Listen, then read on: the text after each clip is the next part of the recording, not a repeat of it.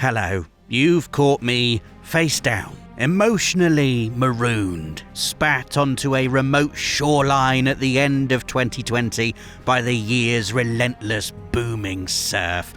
And if you're watching this, then hey, you're here too. How's it going? Glad you're keeping on. Because I'll be honest, there have been times where it's been pretty hard to do that, just keep on, straining to keep your head above the surface.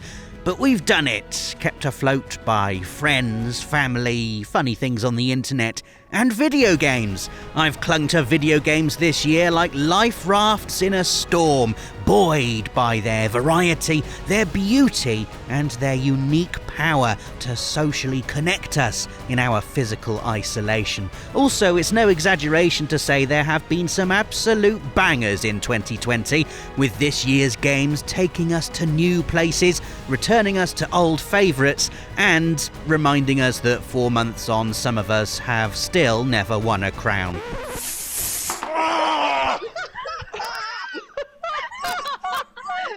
Here are 7 games that got us through 2020.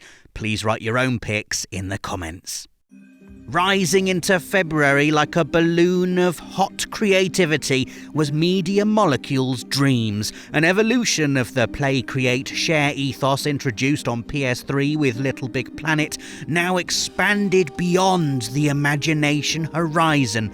Playing Dreams is like slipping inside the grey matter of the world's most inventive game designers. The whole thing bubbles with possibility.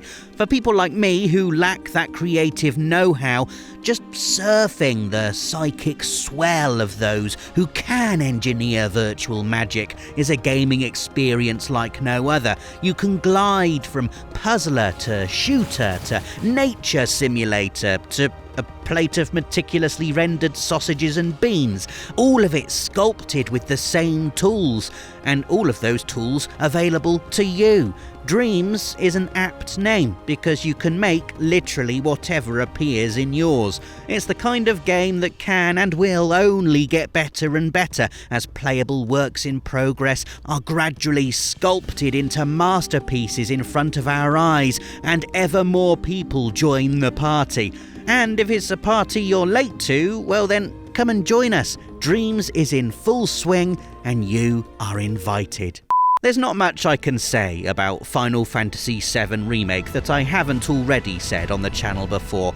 So what I'm going to do now is say it all again for you. This game was everything I could possibly have wished for and more. Square Enix did the seemingly impossible and took the seed planted in the imaginations of millions of gamers by the original game back in 1997 and made it blossom into this sensational modern action RPG layered with cinematic combat, rich story, relatable characters, an incredible score, and, most importantly, that inarticulable Final Fantasy VII essence.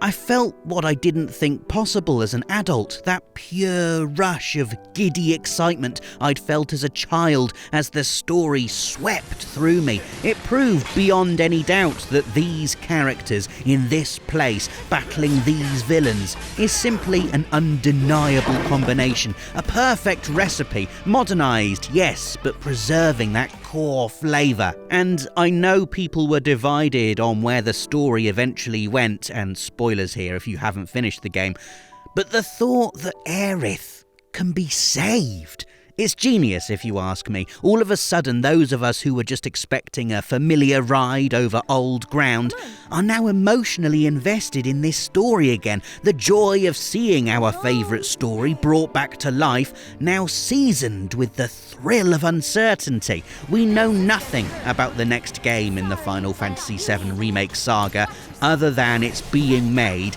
and already it's my most anticipated game ever. Bring it on. The Last of Us Part 2, a game that did the inconceivable. It redefined how video games tell stories every bit as much as its generation-defining predecessor. No one was prepared for where this game went, for what it would make us feel, for how it tugged our perception of characters we thought we loved and readjusted the focus on those we thought we hated.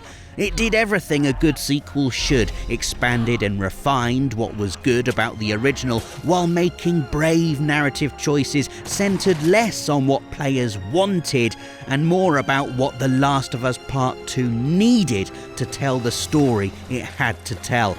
I'm going to avoid spoilers as much as possible here, but the thing that happens an hour or so into the game, it was like being stung by a wasp.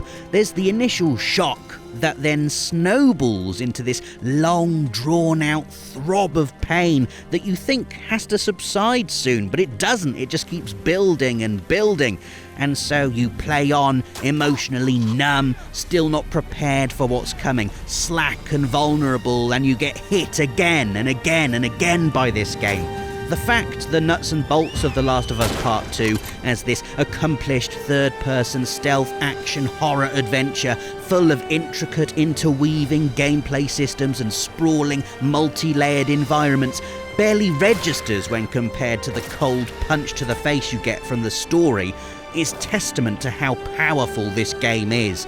You will not be ready for The Last of Us Part 2, and when you're finished, you will not get over it.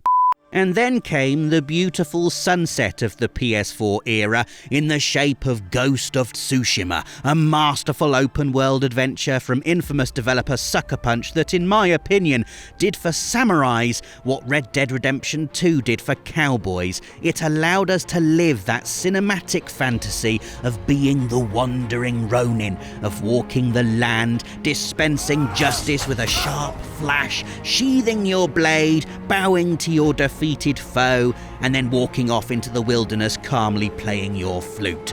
This was a story filled with memorable characters, shocking betrayals, epic set pieces, and scored with rousing music, but also one with a reverence for the world upon which it took place. Ghost of Tsushima wants to be looked at, for you to move slowly through it and to notice its ethereal, otherworldly beauty. The wind is your waypoint, the bending of grass your compass, birds and foxes drawing your attention to hidden secrets, and columns of smoke marking people in need of help. The gaminess that often chokes open worlds like this, a screen full of blips and markers and question marks, is liberatingly absent. Ghost of Tsushima is natural, organic and wild, revealing its secrets only to those willing to look, listen and poke about its grasslands, forests and mountains, which you will do because look at it. Just writing this video, I want to take a deep breath and dive back in. What a way to end a generation.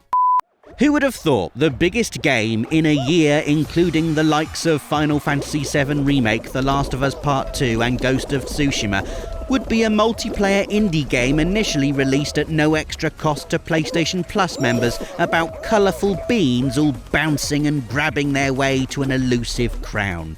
Fall Guys Ultimate Knockout seemingly took over the world when it burst onto PS4 back in August. Everyone was playing it all the time, millions of players, the game's official Twitter account breaking 1 million followers in double quick time, our own PlayStation Access live stream viewing records smashed by the insatiable appetite for bean-based hijinks. I still have never won a match of Fall Guys, and you know what, I'm weirdly proud of that now. I don't think it ever will happen either. That initial window where everyone was a bit of a noob was when I needed to strike, and I failed and failed and failed again, claimed by Slime Climb and Seesaw, and my grand plan that didn't quite work. It's the plan, it's time for the plan. Yeah. Rob, what are you doing? It's the plan, the devious plan, it's my plan. Rob calls it the plan. I'm not sure it's ever worked. Oh no, it's not worked! My plan may not have worked, but Fall Guy's plan for world domination certainly did. The game is a household name. Even my grandparents have heard of it, enjoying continuing and deserved success for its Moorish, hilarious gameplay and its outright refusal to bestow upon me that most elusive of prizes. Alas, that crown will never be mine. Crash! Wake up! If Final Fantasy VII Remake took us back to our childhoods with a modern take on an old classic, our next entry, Crash Bandicoot 4 It's About Time, did the same thing with an entirely new game.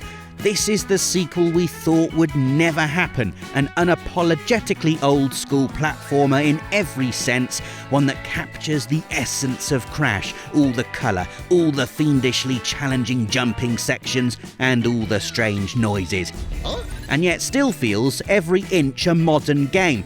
I guess that proves Crash is just timeless and that smashing crates, spinning enemies and running into the screen while chased by hungry dinosaurs is inherently amazing. In addition, Crash 4 also lets you play as long-time Bandicoot nemesis Dr. Neo Cortex, traversing alternate sections of various levels with gameplay unique to the big bald villain before at some point merging with Crash's run-through. There's so much variety on offer here, it feels like 2 decades worth of pent-up platforming action erupting on our PS4. All the leaping, slow-mowing, dimension-shifting, hidden gem collecting fun Crash wanted to give us ever since Warped on PS1, happening all at once.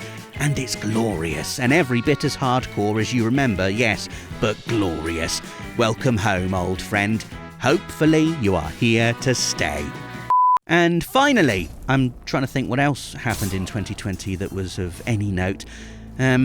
Oh yeah, PS5, a brand new console with a launch lineup that honestly has just blown me away. I'm quite an indecisive person at the best of times, but with all these next-gen gaming riches we have right now, I've just got no chance. You know, I'm playing Astro's Playroom, the Pathless, no, Sackboy, A Big Adventure, no, I'm playing Demon Souls. And, to my amazement, because I'm usually a complete coward and give up on anything challenging straight away, I am actually playing Demon Souls.